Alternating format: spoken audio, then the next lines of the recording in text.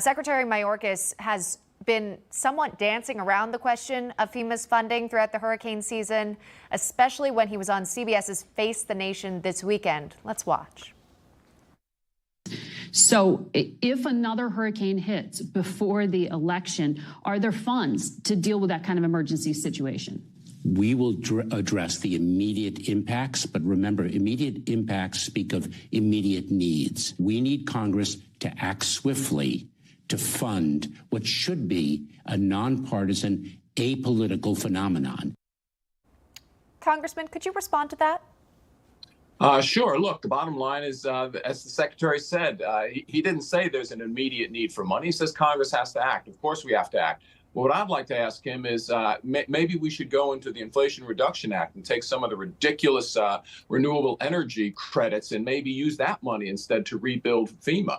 Now, if the administration came and offered that, we could pass that tomorrow in one of our what we call a pro forma session. There would be no disagreement if the administration agreed to give up some money from somewhere else, but they don't. They want billions and billions of dollars in money that isn't paid for by anything else. It's just going to have to be borrowed. And to do that, we should go back in next month. We should deliberate carefully, and we should get all the information about exactly when this rebuilding money is going to be needed.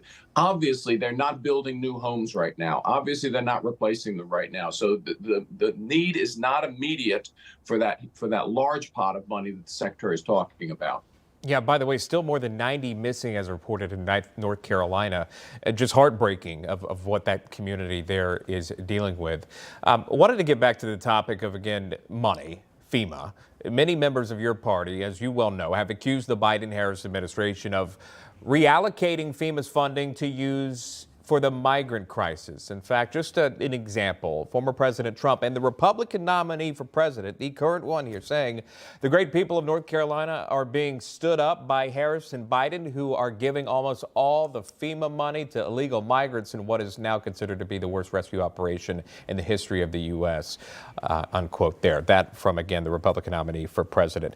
But it's not just him. It actually is reported by FEMA that hundreds of millions of dollars have been given to various states who need it, who are dealing with the migrant crisis, the surge of migrants that have come into the states. They're staying in various cities, and the money is needed, but many are looking at that and saying, well, that money could be spent on hurricane, but that's only for disaster aid, and this money is separate. Can you please shine light on that? Sure, absolutely. So two things. First of all, the Vice President Kamala Harris bragged about sending $150 million to Lebanon for disaster aid, where we have a need for this right here in North Carolina. But with regards to that, look, FEMA administers those monies that come from Customs and Border Protection, also in the Department of Homeland Security. FEMA administers that money and did turn over hundreds of millions of dollars to local jurisdictions to pay for luxury hotels, for instance, in New York for illegal immigrants. There should be no dispute about that. FEMA did administer that money. So they could have gone, again, to Congress and said, well, instead of spending it on illegal immigrant housing, how about we transfer that money to disaster aid? Yeah, they could have done it, but they didn't. They spent hundreds of millions, if not billions of dollars on housing illegal immigrants, and a lot of that money funneled through FEMA. Just to follow, perhaps folks are wondering, they want to take a closer look at FEMA and ultimately where this money is decided and what direction, what causes receive additional funding here.